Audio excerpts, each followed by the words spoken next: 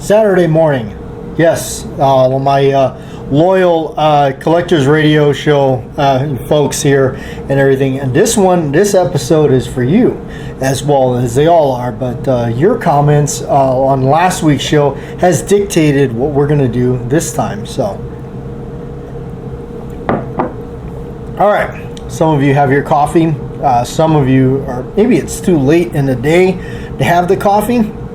That could be a thing. So, but anyway, here we go. We're going to actually roll through your comments here. And again, like I said, our last week's show, your comments actually dictated this time what we're going to actually talk about. And so, and then of course, my other things we're going to go ahead and roll through. But anyway, we're going to read your comments in no particular order.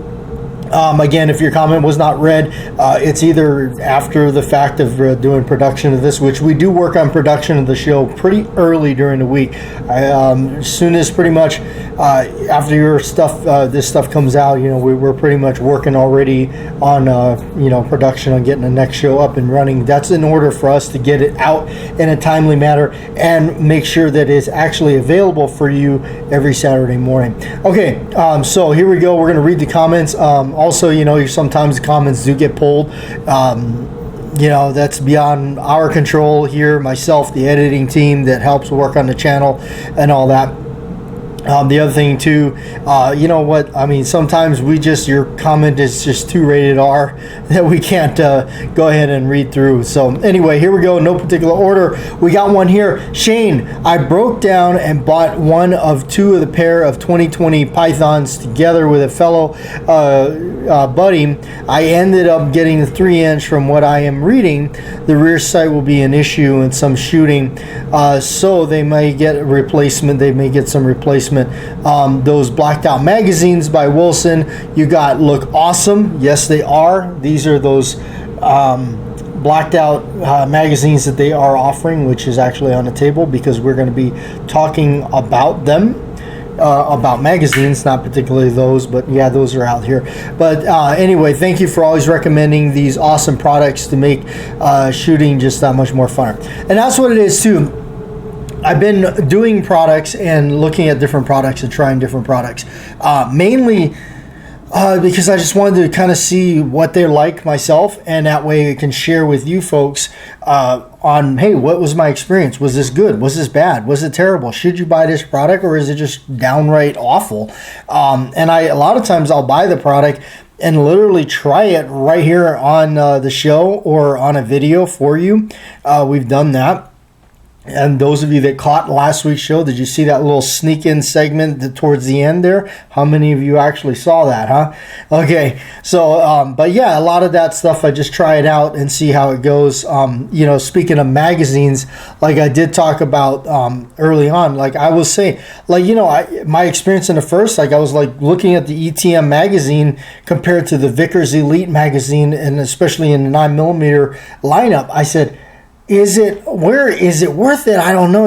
Is it, what is it? Is it structurally there? Or is it, and yeah, I still do feel like, even though I've been testing out the Vickers Elite magazines, I just happen to have them. They kind of came in at a bundle deal type deal. But, in comparison, do these work just as well, just as fine to my experience? Yeah, just the standard ETM magazines that are cost effective, or better cost effective for their lineup of stuff. So, all right, Slimfire, I'm glad that we have you and the Collectors Radio Show to look forward to on Saturday mornings. Do appreciate that very much. Actually, and back to this, you folks, everybody that is loyal viewers and listeners here to the show is the most important thing of the show. Absolutely, because without you, we wouldn't do this at all. So thank you, folks, for being here, being true, fans and diehard listeners of the show, and staying here through the entire length of the program that we do. So in the end, you are why we do this. So a big thank you for myself, the team that we work on all this and make it happen. So I do appreciate that. All right, look forward to your Saturday mornings. I truly enjoy it. So thank you. I've been using some Shooter's Choice products. I have seen that Shooter's Choice products and stuff like that. They have some pretty heavy duty solvent. The FP-10 Elite lubricant and grease, and it works well. Have you seen or used the triple search Cobra mags? They are very well made and run great, and too, have a great weekend. I have not used the triple search Cobra mags. I've not used those. I know, I mean, for me, it's weird because it's like looking back at all the time that has passed. It's like, wow, I can't believe it has been like 15 years of doing this kind of stuff. 10 years right here on the channel doing this, let alone. But in the early days when we were running a lot of different magazines, and how it just accidentally, really, it was the Wilson Combat mags that we just kind of had in the bunch, running through a bunch of different stuff that seemed to work the best and always seemed to not fail. So, and then of course as time progressed, and I was, and I mean, I gotta admit, I will admit this, I was one of the very, I definitely criticized when I heard about a $55, $60 magazine. I said, what in the world? Like, what? That doesn't make sense to me. Like, I mean, that seems like a lot. As I got, more experience under my belt, which is important, more experience rather than sitting there and just reading articles or watching, stuff on it, actually going out there, running 1911s, running magazines, and the more experience I got, the more I look back at that comment that I would have said, and I have said, that I said, you know what, now I'm looking at that going, I understand that now. This makes more sense to me now to spend the extra money, one and done, as my good buddy Cody back home would say, I buy once and cry once. So, all right, Harrison Mantooth says, thanks for sharing another fantastic radio show with us. I ordered and received some 9mm magazines and cleaning supplies from Wilson Combat. In my cleaning kit from years back, I've had some Wilson Combat lube. One of my brothers recommended it's a white grease in a syringe applicator. I do remember those. Like you said, a little bit goes a long way and works great. Another guest appearance. Here we go. I watched Arizona Ghost Riders a few minutes ago and was wondering if and when you might be making another guest appearance. Thanks again. Stan, you know what? I tell you what, that is entirely up to them and their crew, and making time for things to line up. And of course, that's what the thing about when a lot of us that are involved in production work and video making and stuff like that, people's schedules don't line up. People are very busy doing other things. But you know what? Shoot him a comment and say, hey, when are you going to feature this guy in one of your videos, and maybe he'll make it happen. I do keep in somewhat contact with him from time to time, not as much as I used to, but I do keep in contact with him. But it's all the cards are in their deck. It's their program, not mine. So if they want me to appear in something or whatnot, they'll let me know. So anyway, there's that. The Crazy Scotsman, excellent show, brother. Who doesn't enjoy hearing about 1911s and hanging out with a great friend and so many great folks in the comments? Thank you. I appreciate that. Mostly, yes. You folks here in the comment section, the folks, even if you don't comment, you're just a listener, or that's fine too. And again, you are what makes this program work. So I appreciate that. The community rocks, as we have seen time and time again. I have never tried the buffer, but I may look into trying one. Yeah, I like them. I'm a big fan of the buffer too, the recoil buffer in the 1911s. All right, Hobson Lead. Hey, that's my buddy over there in Oklahoma. Big shout out to Hobson Lead. Great channel. Awesome beer reviews. Really cool stuff. I'm actually still looking for the beer 1050 by Oster Blues, because I really want to just at least get one can to try, because I'm not a drinker. And I kind of have I don't really like alcohol all that much anymore. I'd always have like a kind of a bad reaction to this stuff. But I don't really, I'll drink. I'll have like a little bit here and there. But I've always had it's not a reaction that would keep me from drinking. It's just that I don't like, I don't know. So it could be anything, but I've definitely enjoyed a drink or two with my buddy Cody on our hangout videos for certain. Definitely have had a drink or two with him. But I still want to try that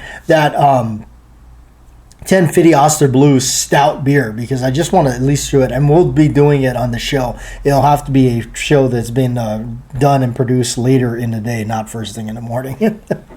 Swig of coffee for that one. Anyway, Hobson Led says, glad to hear your family is doing well. Such a tragedy, man. I need to get another 1911 sometime.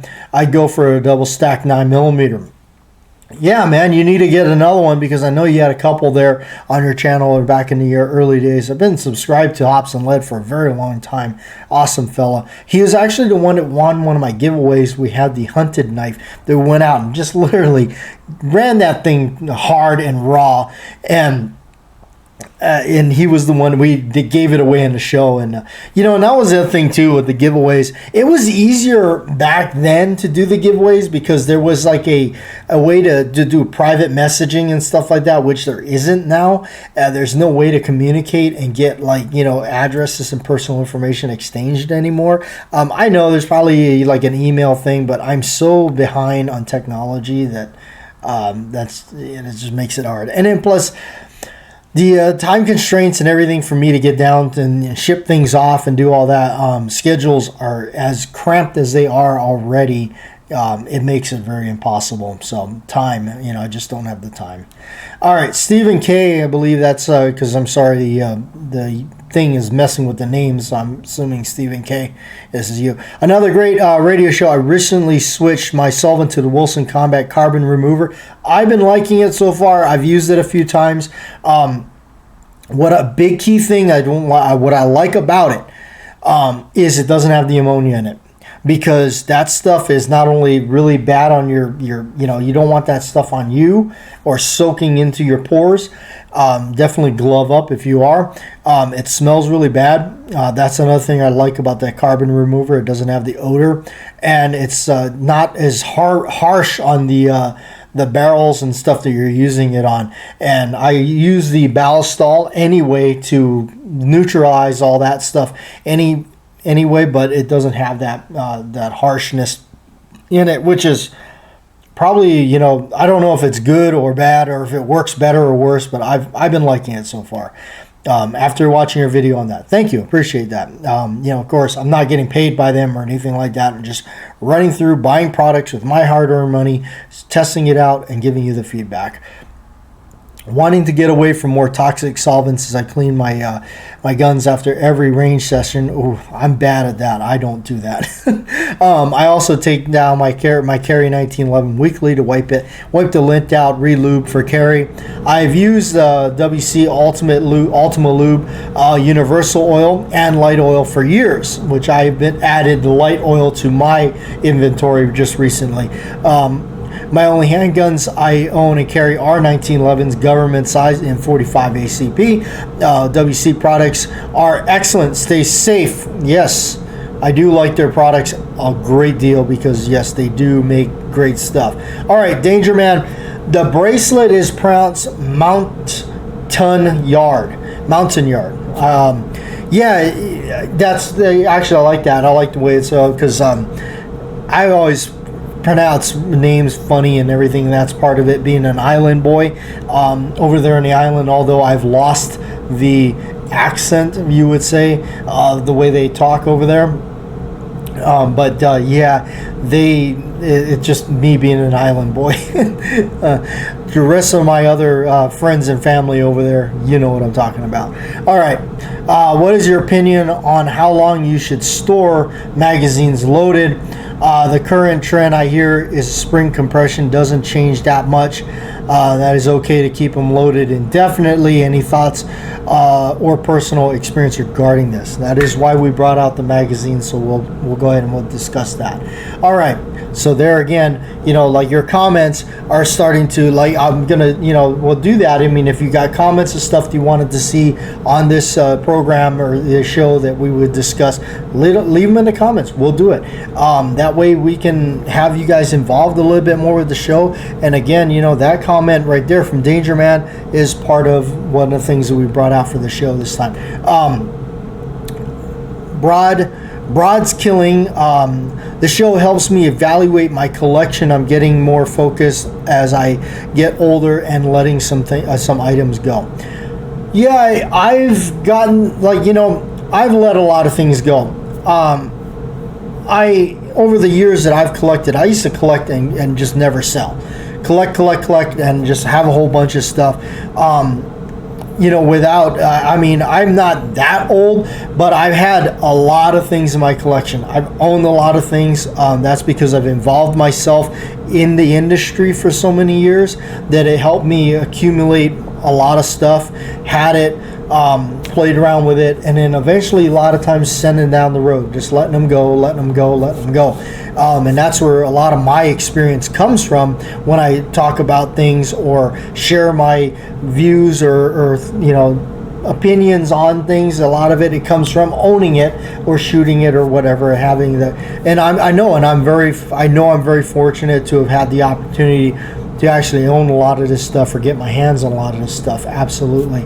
But that's caused by just me wanting to do it at the time. Many years ago, at that time, at that point in my life, that is all I ever did. That is what I wanted to do. I ran at it full speed. I ran, did not walk towards it, and accomplished it, and was able to make money doing it. I've slowed down and kind of got back away from the industry and the fanaticness of it. I kind of grown to focus life on other things and all that, so I have kind of stepped back from it. But yeah, at that time, that was it. I mean, that was where I really wanted to be, and I accumulated so much. But now I myself have let a lot of things go.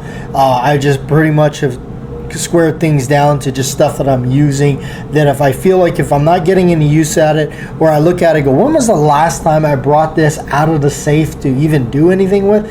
I don't remember. It's time to sell that. All right. So Warren, what are your thoughts on Colt's dual recoil spring? Also, when replacing it, do you just get a single spring, or can you get another dual set? You can get another dual set. I do know what you're talking about. I did have a Colt that had that. I didn't have it long before I sold it, but I do recall that one. I don't know if Colt is who made it, because a lot of these springs are sourced through Wolf Springs, I believe it is the company. Even Wilson Combat, I believe, is sourcing the springs out from somebody else. I don't think they may or may not have. So I don't know about the magazine springs. That I know they did their flat wire springs and that, and of course in their 1911s, all that. But I do know Wolf did the dual recoil spring. A buddy of mine runs his Springfield mil-spec 45 with a dual recoil spring. That's pretty much all he has in there. I didn't have a terrible amount of experience with it, but when you go to replace it, yeah, Wolf does make them. I know you can get them from Wolf. It's called a variable spring as well, I think is what they call it. So it does. The whole principle behind it, from what I understand, is it'll handle everything from 230 grain hardball to just a light target load, maybe like a 200 grain semi-wide cutter. Like a lot of us that hand load know exactly what that round is, or what that whole makeup of one of the 45s. And a lot of times if I do shoot 45, which is rare, that's something more or less of what I shoot. But yeah, you can get a replacement, and I haven't had enough experience with it. I have personally been liking the flat wire spring by Wilson Combat because of something that I read and they were talking about, which makes total sense to me, is when it compresses, it is able to compress into a better, more compact, flatter, and allow more distance to be compressed, and then the dwell time. the dwell time between the slide coming all the way to the rear, allowing the expended shell to get out of there, and then the new rounds to shoot up the column of the magazine and get ready for everything to just kind of glide and time just right. So there is something to be said about that. So I've been kind of running that, especially in my commander size where the slide and everything has been shortened slightly. I certainly have been running the flat wire spring. All right, Jeffrey Richardson, great show. Good morning to all. Bohemian Hunting Club, good morning. And Frank Renner says, how about knives? Well, Frank, we got knives. Okay, so we're going to go ahead and close that out because the comments are all taken care of and everything. So we're going to go ahead and talk about some knives. Let's talk about knives. Speaking of knives, when it comes to knives, I like a lot of the, to me, it's nostalgia and a lot of it, watching a lot of movies. And what always caught my attention in movies is the old Switchblades.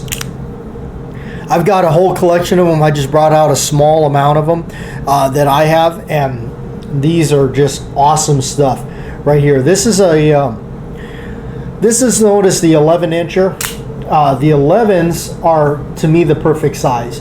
They're 11 overall length. You got 6 on the handle and 5 on the blade is usually how it goes. This one here is a stag type horn one with a flat grind blade. My favorite style blade because I think it photographs a lot nicer, a lot more better than the ones with the bail blade or whatnot and everything. So this one actually here was dulled down because this was actually used. We used this as a prop in a couple of the shows and stuff like that. So there is no edge on this one. We actually did remove the edge on this because it was used in one of the shows. Actually, this also showed up in one of the Arizona Ghost Riders episodes where I believe Santee held open like a wanted poster ad or something, and I came up behind it, snapped it open, and went right through the poster with this one, and that was this knife right here. The other ones that are out here, I'll show you these. These are the older ones. This is known as the Rizzuto. The Rizzuto are knives from the 50s and 60s, I believe. This is the reason they're collectible, which is not a good reason. They're made very terribly. They're not made well. They're most of the time when you get these, they're really worn out. They're busted up and they don't work too well, or they're loose and pretty wobbly and messed up. But these are really cool because the Rizzutos are the classic Switchblade you see in films. This here is the 11, the classic swing guard style, because when you close it up, you can see the guard folds down with the knife. I always store these, in the collection open. I don't put the pressure on the spring. So, but this is the classic one. The one that always reminds me when you use this or you see this one is in the movie Beverly Hills Cop 2. Judd Reinhold's character, Billy Rosewood. There's a scene where they're opening the drawer or something in the gun club. Eddie Murphy snaps the end off of his supposed cheap knife or whatever. So of course Billy Rosewood, being Billy Rosewood in it, opens one of these babies up just like this and says, "Here you are." And then John Taggart, which is John Aston, says, "What the heck is that?" He says, "What?" He goes, "That knife." He says, "It's mine, home protection." "Billy, we got to talk." So, but there's all different sizes. Here's the smaller one, which I believe this is either the 10 or the 9. So again, you got the larger number of the when you divide it in half on the grip or the handle, and then of course on the blade. But yeah, and these are all marked Rizzutos. I think later on they stopped marking them Rizzuto. This one here is a colored handle Rizzuto. This one's the ivory style handle Rizzuto with the bat wing swing guard on it right there. And you can see the guard folding down. We'll go ahead and fire this one up. And of course it has a really nice snap to it, which is also why I think the movies also use them a lot too, because they're just cool. But yeah, really cool stuff. I don't fire them up all the time. I just like having them because they're really neat. Keeping along with those, kind of odd. Here's a reproduction of the Rizzuto made in Korea. I do recall seeing these some years ago. These were called the Korean Godfather. So this is interesting. Flat grind blade, very collectible. We were going through a swap meet up here, and I saw this on the guy's table, and I said, "Oh, you know what? I've got to have that. I know exactly what it is. I had one years ago, and it broke." Again, they're not made very well. You hold this in your hand, it really does feel like a cheap piece of junk. But very cool, very collectible. Again, this is probably like a 10-inch or 9.5-inch blade there, or a whole overall length. The other cool one that I have here would be a pearl-handled flat grind 11-incher. This is a really cool one. This is an Italian-made, Italy. It's a Frank Beltrami, I believe is the guy's name, but they're marked Frank B on the blade itself. The way these things close up, now this is more of the different style because you have the guard here on it. The guard on one end pushes down, and then that way you can fold the blade up. I always push the button in to kind of close the blade so it doesn't do that, overriding the locking latch on it. And then, of course, this one has a nice strong snap to it.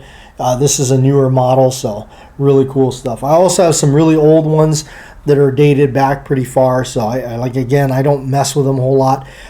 These ones here, every now and then I feel like, nostalgic, and of course it's awesome living in a state that you can carry them. These are what my buddy calls the twins, and I do call them the twins too. It's a good name for them. They're honey horn 11-inchers. I bought them both at the same time at a gun show from the same guy. He gave me a deal for buying both, and I do like them. These are awesome. This was inspired for me by the movie 31 directed by Rob Zombie. As I know, we are approaching Halloween, my favorite time of the year. But yes, one of the main villains in it carries two 11-inch switchblades just like this, only his are black handles. I went a little bit more stylish and went with the honey horn handles. So these are my twins. So their last knife I'll go show you, which is something that is actually a little bit more on the side of things that I'm not really known for, and I'm not really the fan of, because I don't do the tactical side of the house. You guys know that. I've been around with the channel. You kind of see through my channel and see a lot of the stuff in firearms that I talk about. You're not going to see the latest, greatest plastic, fantastic stuff on my channel. You just won't. Nothing wrong with that stuff. That's your deal. Hey, go for it, man. But that's not my thing. I don't. It's not something I look for. It's not something I buy or anything like that. So, we said that many times. But this one here is along those lines, but it does have a reason why. And I got the Benchmade Striker Auto.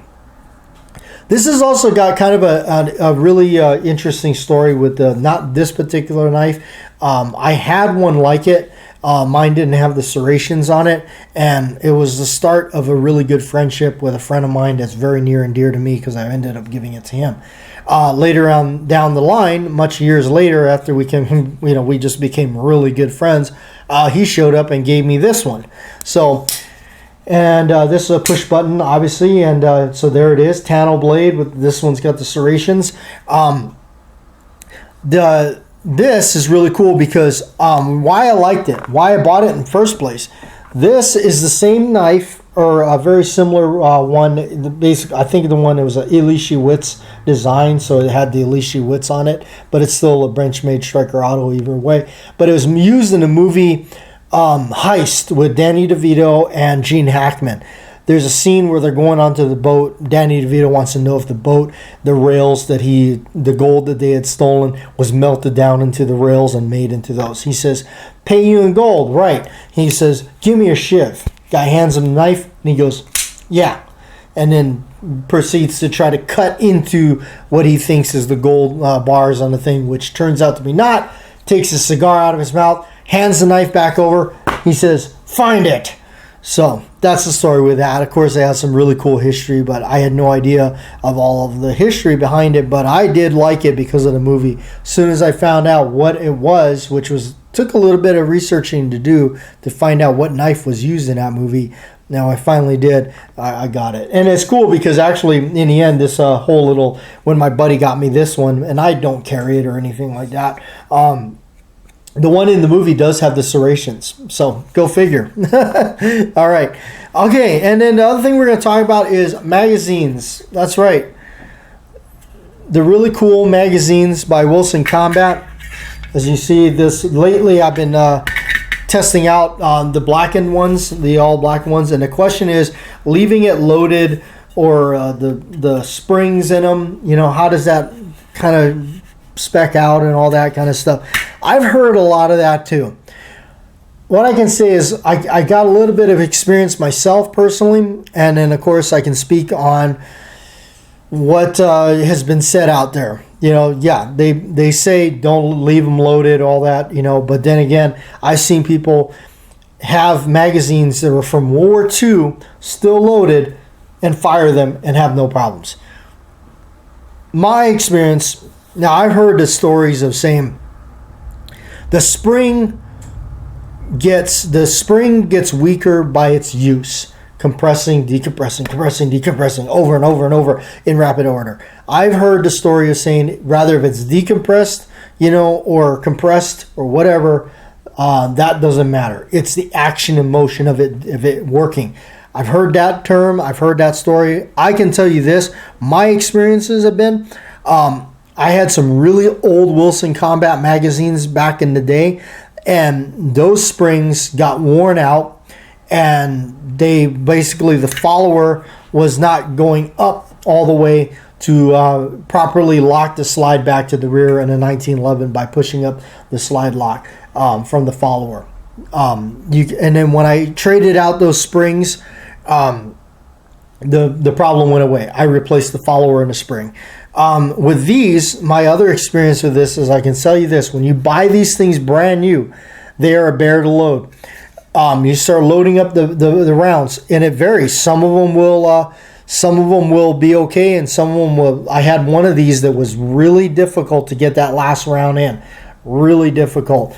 When I first get these, usually the first thing I do is I'll load them up and leave them loaded, throw them in a range bag, and that's usually what I do is I leave them loaded anyway, throw them in a range bag. But you know what? I mean, that to me, my opinion is I started feeling like it might be an old wives' tale. I've had my stuff loaded at all times. I've not had any issues. I don't know. Then again, you know, maybe you should buy quality stuff. I don't know. But I do know that once I leave them loaded, after that, you know, and they're left loaded for some time, after that, they do become easier to load. So there is something to be said about that with the spring being compressed all the way. You know, did it ease it up so I can load it up next time a lot easier? So I've got a whole bunch of magazines that I've been running, and I've been kind of doing tests on my own. Like I've been testing out the new blacked out magazines by them. I also been testing out the Vickers Elite magazines and kind of running through those. I've been happy with those. I gotta say, you know, the one thing I will say about the Vickers Elite magazines, because they are a little bit more expensive than the standard ETMs with the slots in the rear.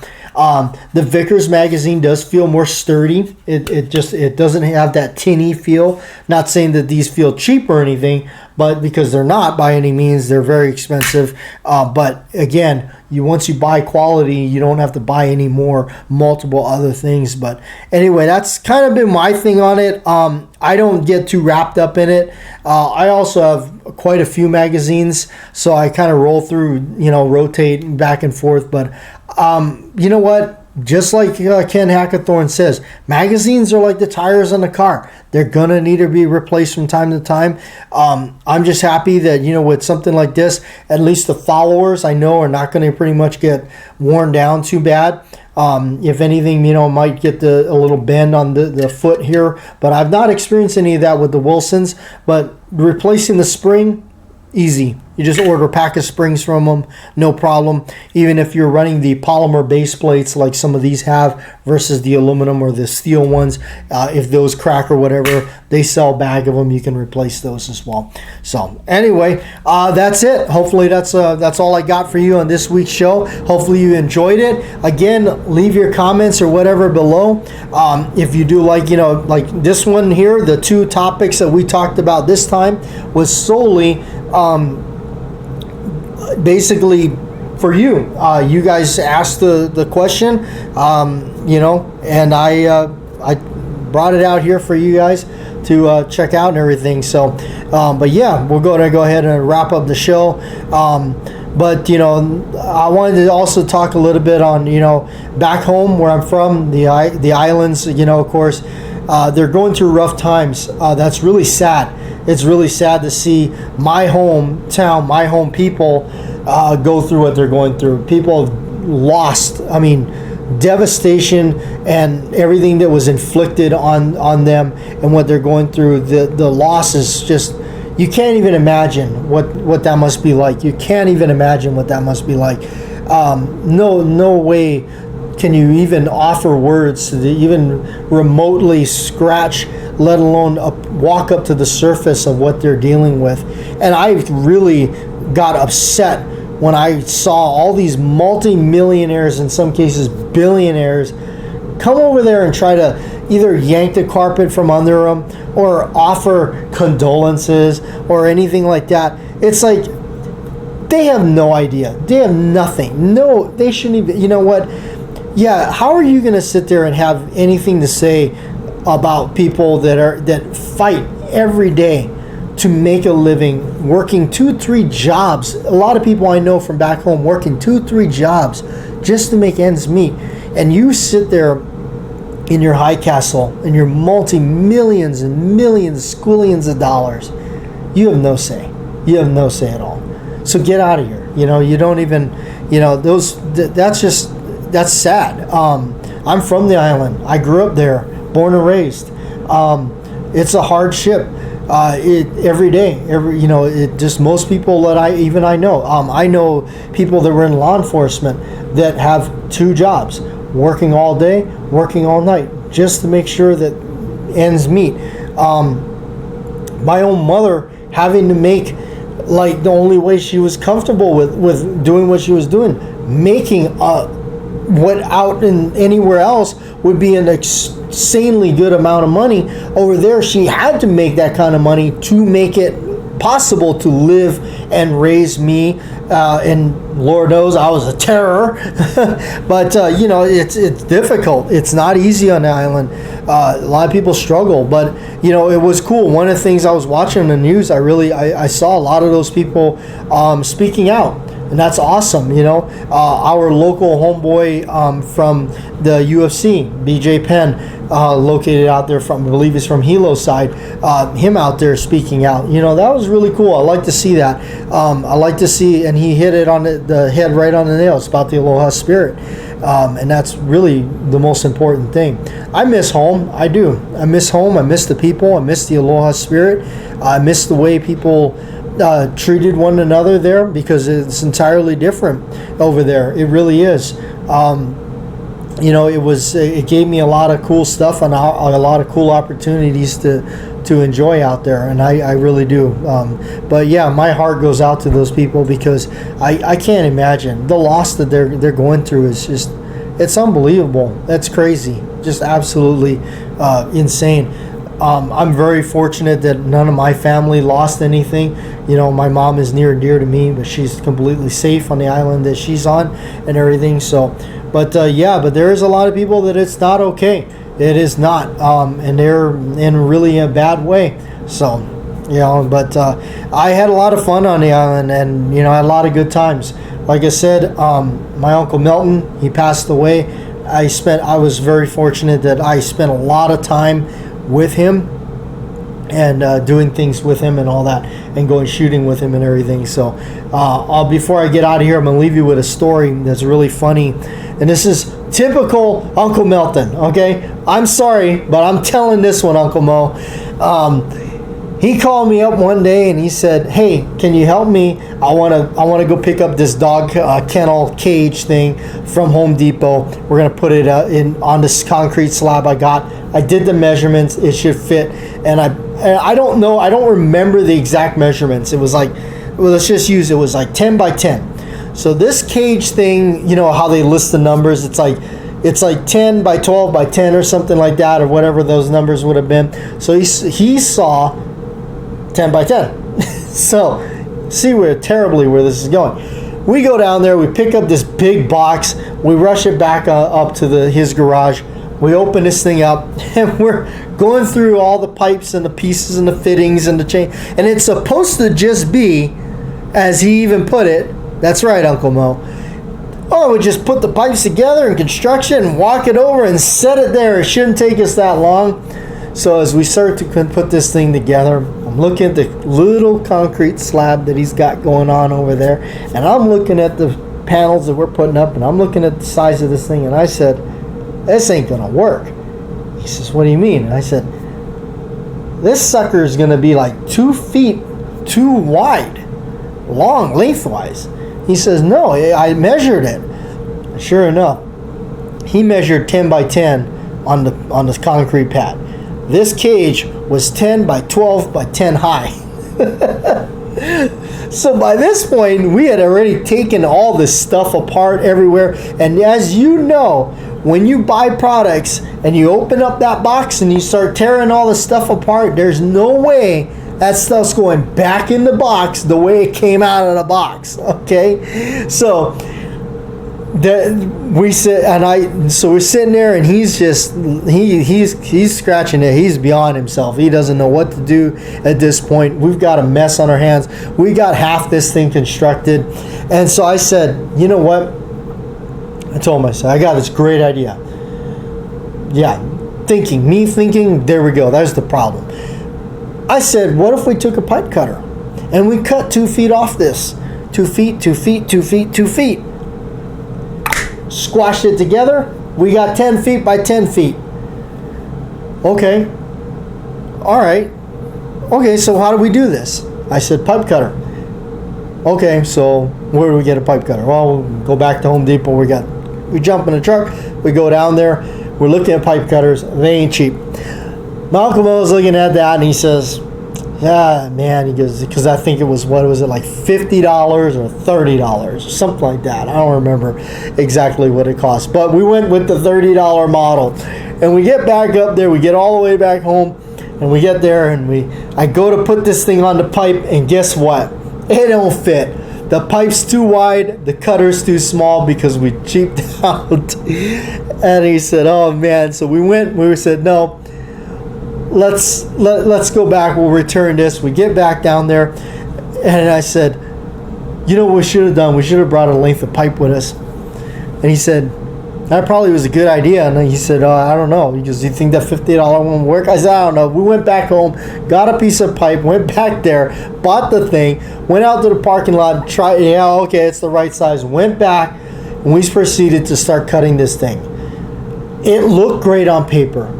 It sounded great on paper, like, you know, me thinking again, like this, yeah, just cut 2 feet, and you know that.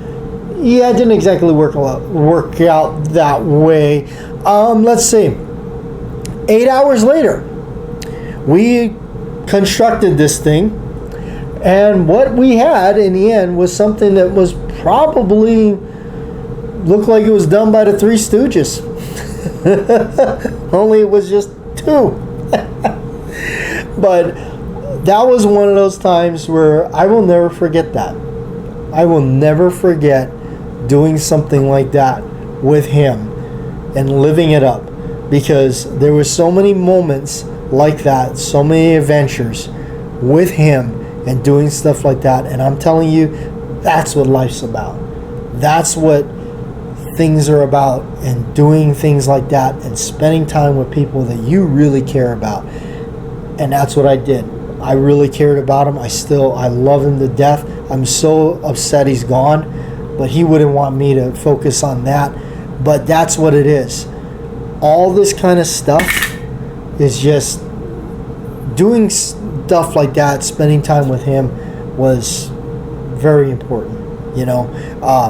It made him happy, and it made me happy because I got to spend a lot of time with him, and we created a lot of memories together.